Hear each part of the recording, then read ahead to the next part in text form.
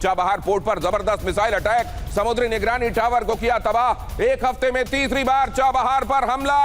Chabahar के करीब ही railway line को भी निशाना बनाया गया। फास्ट न्यूज एजेंसी के हवाले से खबर, ये देखिए उठता हुआ धुआं, और यहां विध्वंस की ये तस्वीरें बता रही हैं कि अमेरिकी अटैक में चाबहार का क्या हाल हुआ है। ये वहीं से आई तस्वीरें। फिलहाल एक और पहलू इस पूरे मामले का देख लीजिए और उसके बाद जाते हैं चर्चा की तरफ। ईरान में नागरिक ठिकानों पर बमबारी क्यों? अगर आप सैनिक अड्डों को निशाना बना रहे हैं तो समझ में आता है, लेकिन नागरिक ठिकानों पर हमले करके आप क्या साबित करना चाहते हैं? छठी रात भी ईरान में बड़े पैमाने पर हवाई हमले हुए हैं। ईरान में 7 से ज्यादा ठिकानों पर बमबारी हुई है। सैन्य, बिजली, परिवहन, बिजली जहां से ग्रिड के जरिए जाती है, परिवहन का जहां से काम होता है, रेलवे लाइंस, समुद्री ढांचा, इस सब पर हमला किया गया है। हॉर्मज़गन प्रांत में कई पुलों को नुकसान पहुंचाया गया है। चाबहार के मैरीटाइम कंट्रोल टावर पर तीसरी बार हमला हुआ है। बुशहर में परमाणु केंद्र के पास धमाके सुने गए। ट्रंप का दावा, ईरान में हमें बड़ी कामयाबी मिली है।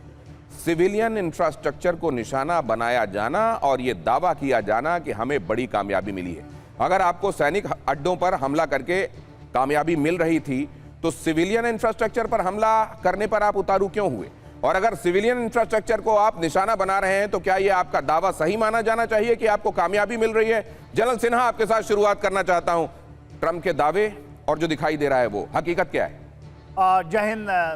देखिए दिनेश, जो ट्रंप एक हताशा में काम कर रहे थे, उनको लग रहा था कि एक ऑफ रैंप मिल जाएगा, और जिस तरह से सुबरते खाक के बाद ईरान को दुनिया का सपोर्ट मिला, 100 से ज़्यादा रिप्रेजेंटेटिव आए और उनका स्टैंड टफ हुआ, उसके बाद ये ऑफ रैंप कहीं निकल गया उनके हाथ से, और ऐसा लगता है कि उन्हें करना है।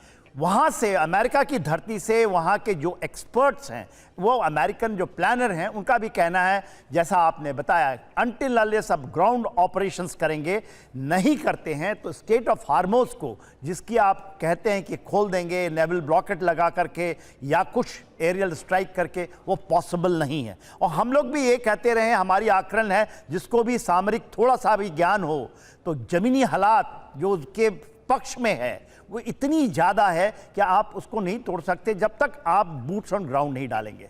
देखिए आज क्या है, वो इस जाल में जो फंसे हैं, उनको कभी भी ये यकीन नहीं होगा कि स्टेट हार्मोज को स्ट्रैटेजिकली ईरान इतनी अच्छी तरह यूज़ करेगा। तो जनरल सिन्हा, आपके ओपनिंग रिमार्क्स में क्या अब ये बात मैं मान लूं कि अमेरिका के पास भी कोई सॉलिड स्ट्रैटेजी दिखाई नहीं दे रही है, वो केवल अपने बमबारी, हर दिन बमबारी के जरिए ये साबित करना चाह रहा है कि वो एक महाशक्ति है और वो लगातार बमबारी कर रहा है? महाशक्ति वाला मसल फ्लेक्सिंग हो रही है, लेकिन स्ट्रैटेजी के साथ कोई दिमाग लगाकर कोई लक्ष्य हासिल करने के लिए किया जा रहा हो, ऐसा लगता नहीं है। क्या यही बात मानी जाए? एब्सोल्युटली सही है। देखिए ट्रंप इसमें फंसे हैं। ट्रंप ही यहीं आए थे, वो नेतन्याहू के भकामे में आया, उनको लगा वेनेजुला के बाद हम ईरान को ले लेंगे, वहां पे ऑयल का कब्जा हो जाएगा। मगर प्रॉब्लम ये हुई, जो सबसे बड़ी प्रॉब्लम ये हुई कि उनकी जो मिड टर्म इलेक्शन है, शायद उस पर आप चर्चा करेंगे, वो उनको दिखाई देता है कि यदि ये नहीं कर पाए और नहीं कर पाएंगे, आप नहीं कर पाएंगे, तो वहां पर कहीं ना कहीं आपको बहुत बड़ी डैमेज होगी। मेक अमेरिका ग्रेट अगेन का सपना से, और ये डीप स्टेट खेल रहा है। ट्रंप मेरे अनुसार एक चेहरा है जो सेकंड टर्म में लाया गया है, और उनके डीप स्टेट, जब हम डीप स्टेट की बात करते हैं तो उसमें पेंटागन भी शामिल है, उसमें CIA भी शामिल होता है। नहीं तो ये बात सर, ये तो खुद डोनाल्ड ट्रंप उठा रहे हैं। डोनाल्ड ट्रंप ने ये कहा कि ये FBI, CIA एक तरीके से उनकी नाकामी उन्होंने बताई है कि किस तरीके से इतने सारे वोटर्स का डेटा 2020 में उन्होंने ये भी कह दिया इसी वजह से हारे, इन अ वे उन्होंने कह दिया, वरना वो हारते नहीं, ये भी बताने की कोशिश वो कर रहे हैं।